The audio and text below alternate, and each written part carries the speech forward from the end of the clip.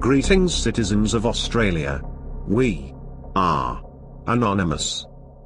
We stated before that you, the people, were paying for the Islamic invasion of Australia. It would seem that your corrupted elitist government is hell-bent on punishing the Australian people. Also that they can look good in front of their anti-United Nations masters. Your politicians do not care about you. They only care about filling their own pockets with money, which is what millionaires do anyway. Malcolm Turnbull is a multi-millionaire, and many more of your politicians are millionaires as well. They do not care where the money comes from. They only spend it on what the United Nations tells them to spend it on.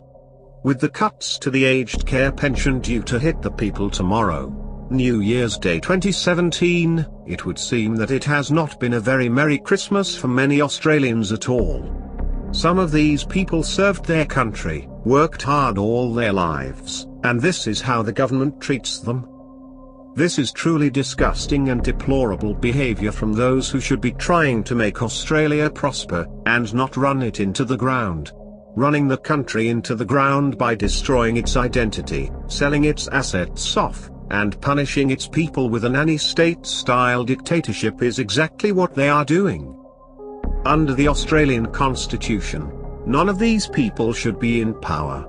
Section 44 of the Australian Constitution clearly states, "Any person who is under any acknowledgement of allegiance, obedience, or adherence to a foreign power, or is a subject or a citizen or entitled to the rights or privileges of a subject or citizen of a foreign power, shall be incapable of being chosen or of sitting as a senator or a member of the House of Representatives."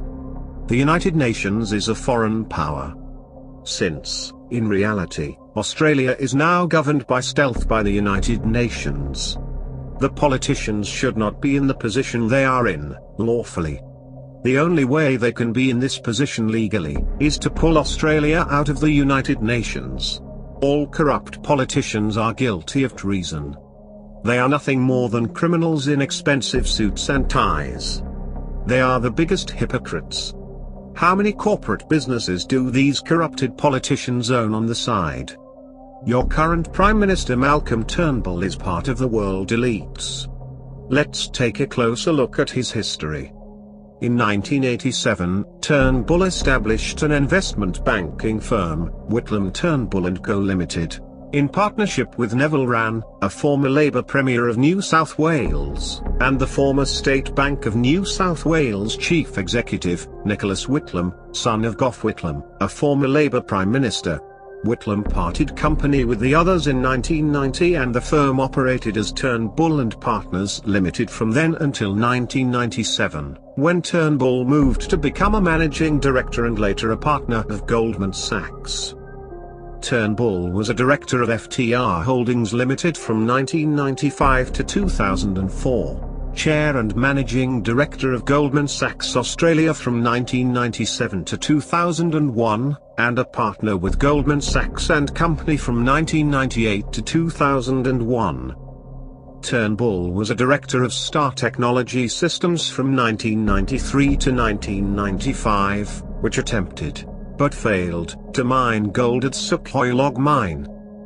In the 1990s, Turnbull was chairman of Axiom Forest Resources, which conducted logging in the Solomon Islands under the trading name Sylvania Forest Products. The latter's work was described by the Australian International Development Assistance Bureau as a clear-felling operation, and the then Solomon Islands Prime Minister Solomon Momoloni reportedly threatened to close it down, for constant breaches of logging practices, according to a critical article in the Solomon Times. Turnbull purchased a stake of internet service provider Ozemail in 1994 for $500,000 and sold his stake just months before the dot-com bubble burst in 1999 for $57 million to then telecommunications giant MCI WorldCom. In the same year, he used his software and investment company FTR Holdings Limited to take positions in a number of internet businesses, including Web Central and Chaos.com. In May 2002, Turnbull appeared before the HIH Insurance Royal Commission and was questioned on Goldman Sachs's involvement in the possible privatization of one of the acquisitions of the collapsed insurance company. The Royal Commissioner's report made no adverse findings against him or Goldman Sachs. Of course, there were no findings. It is most likely that there was a fair amount of bribery and under-the-table handshakes along with some backroom dealings taking place in order to avoid any unfavorable rulings. The fact that this corrupted elitist is even aligned with Goldman Sachs, who are high up themselves in the world of the elites, only proves that Malcolm Turnbull is one of these elitist masters. With a net worth of over $200 million. His position of power in whatever role he has been in has been supported by other elitists in order to further the elitist agenda. Malcolm Turnbull was raised Presbyterian, but converted to Roman Catholicism in 2002. This explains why he is pandering to Islamists, since the Catholic Church is supporting Islam. It is also very convenient that Malcolm Turnbull sold off his stake in Mail for such a large sum of money right before the dot-com bubble burst. Because this man is so corrupt, it is extremely likely that there was insider trading information taking place here. Anonymous believes that the age of entitlement needs to come to an end. The age of political entitlement is not over.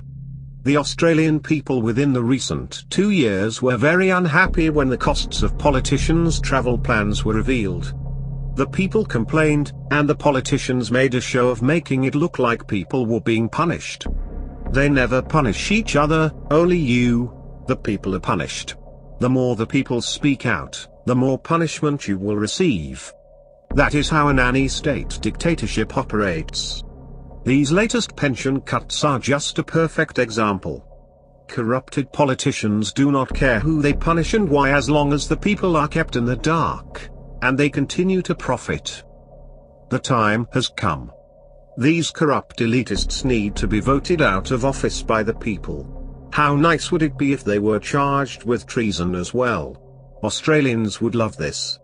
Anonymous believes that it will not happen. These elitists are in their own club. They have all the money, all the power, and they make the unlawful laws to ensure their tax breaks, at the expense of the people. These people are a bigger threat than Islam, since they are orchestrating the whole thing, and Islam is merely another tool which they can use, to further keep you, the people, reliant on them for protection by forcing you to live in fear of terrorism. The evidence is everywhere online. Countless YouTube videos, people in positions of power from all sectors of government and law enforcement abusing their authority and overstepping their bounds constantly, and then trying to silence the people for exposing it by destroying their cell phones, in order to ensure that there is no proof of their misdeeds. We see them do this all the time. Anonymous has another message for all politicians. The people are waking up. Their eyes are opening. The people are seeing you for what you really are. The people are already fed up. The people do not want to be ruled over by dictators. Either start doing the job you were elected to do, or leave your positions. The people will rightfully elect someone who listens to them instead. Anonymous will always be informing the people of the truth. To Malcolm Turnbull, we have this message.